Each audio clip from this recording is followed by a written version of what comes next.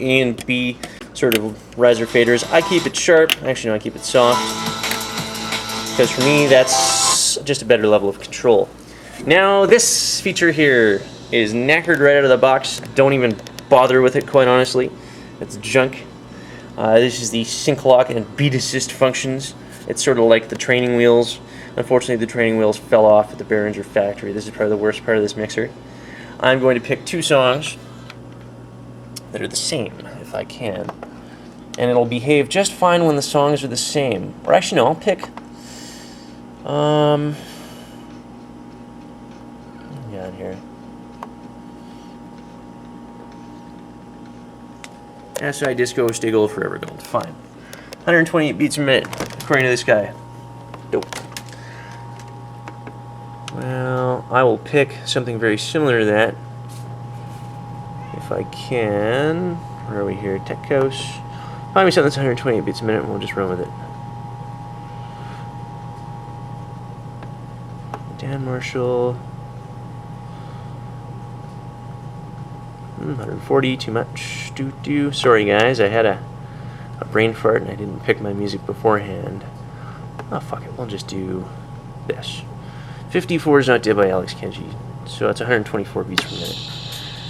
Now, really and honestly, okay, 124, 128. This thing will read at 126 and this read at 127. So it takes information off of the kick of the song. So if this was a very wavy, very fast D&B track with no definite really heavy bass hits, this thing would go off the charts. It would get confused and stupid and whatever else. Now I'm going to beat match these if I can, so just hang out for a second here and I'll show you what this does not do when I've got these guys beat matched properly, okay? Alright, that should be fun. This is like the first video I've done in ages, guys. So just bear with me, but it's kind of nice to be back into it.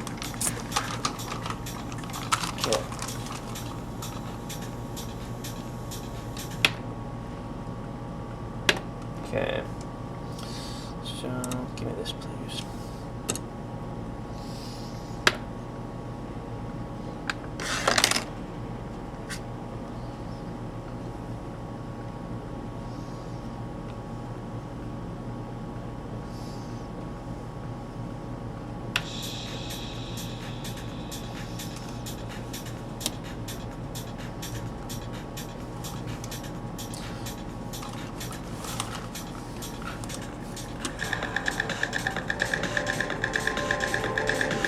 Okay, a pretty horrible beat match, but better than what this thing can do. So in any case, this one reads 127 beats a minute, this one reads 128.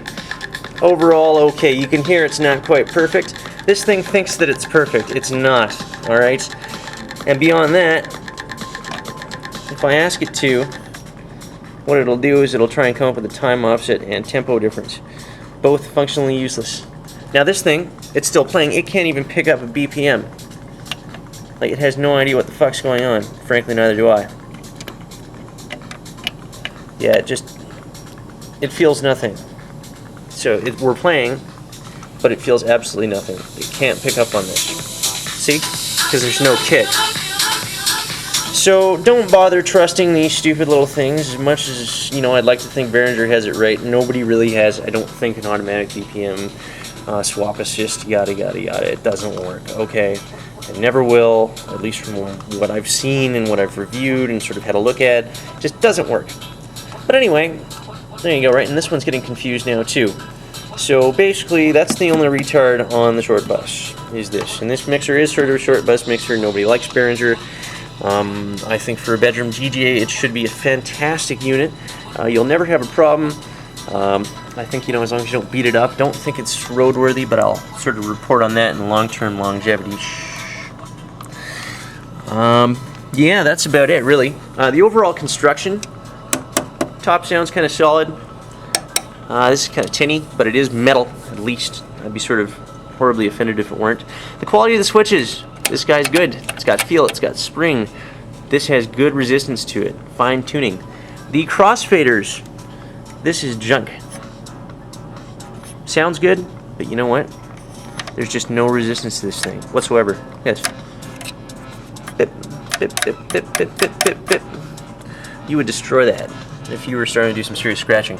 Whereas my Newmark, and this is not a professional DJ mixer, but it certainly fills the void, has wonderful resistance. You can very easily fine-tune back and forth based upon where you want it, because it has that nice little sort of catchy feel to it. And it's actually the same with these guys. Like, these have a lot of resistance, right? Okay? And that's what I like, because it gives you some tactile feedback. These, not really, sadly. So on this, you're going to get what you pay for. The peripheral stuff, okay, maybe not so much. So once again, the crossfaders are junk. Basically, this, horseshit. This, good. This, good.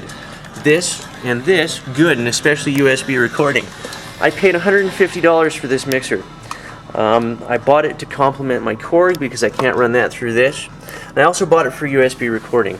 If you've got 2 turntables and you just want to mess around in your basement, DJ against a wall, don't DJ against a wall, by the way, then you know what, this mixer is going to be perfect for you. They have a whole lineup from 100 to 1,000 with a whole bunch of different channels and cool features, but it's basically all the same form factor. You know, whatever, right?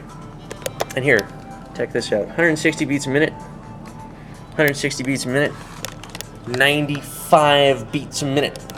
And I trust the counters on these way more than this. But yeah, getting back to it, the vmx200 is an entry-level mixer which can be purchased for donuts, really, compared to what you would pay for a Pioneer or even a Newmark or, you know, an Allen & Heath, which would be the ultimate, I think, or a DJM 800 or whatever. But you know what? For the buck, this is something you can present to somebody who can buy it for you as a young DJ or aspirant. You can have your parents probably pay for this if you really want them to, without really breaking the bank. So it's a good setup in that regard. There is a disc here, the Behringer free content DVD, and this has a podcasting software as well as a bunch of hokum sort of little effects processors and yada yada. I don't plan on using this. I don't install shit that comes with stuff unless I have to. Your computer, if it's new, it should have drivers for this already. Now, it sounds crazy, but it's just a human interface device like anything else. I don't know if there's MIDI for this or not. I doubt it.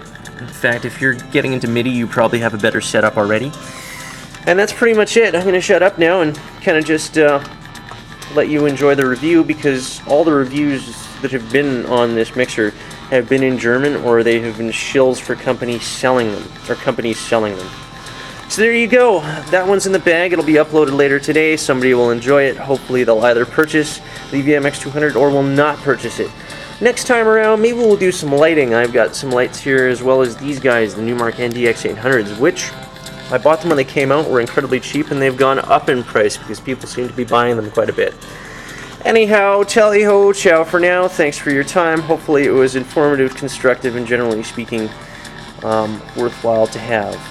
Once again, 160 beats a minute, 127, 128, 160. So don't trust these things, they suck. And you know what? You can learn to beat match without this junk. I learned on this thing, this is a dumb mixer. I should shut up now, but I won't. I'll give you one more piece of advice. If you want a good mixer to start out that's cheap as dirt, buy yourself a Newmark. This was a great mixer, and I still use it as basically the second run. Now I can plug 6 or 8 more things into my sound system, which is fantastic. But anyway, for your first, buy a Newmark. For your first with USB, decent quality, except for the crossfaders and that stupid little computer bit, which you can probably unplug on the inside and save yourself some light. Buy yourself a vmx200, 300, whatever it is, 500, 1,000, etc. And you might relatively be pleased, because there is a warranty too. You'll probably need it. Anyway, take care, guys.